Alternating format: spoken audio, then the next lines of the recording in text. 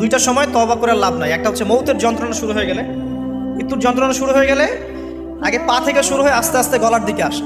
হাদিসে যেমনটা এসেছে, সূরা ওয়াকিয়ার মধ্যেও আছে যে পায়ের দিক থেকে যন্ত্রণা শুরু হয়ে আস্তে আস্তে আস্তে আস্তে এই গলার দিকে আসে, এবং আত্মাটা গলার এখানে যখন চলে আসে, এখান থেকে মালাকুল মউত আত্মাটাকে নিয়ে চলে যায় এবং চোখ দিয়ে তাকিয়ে থাকে মানুষ।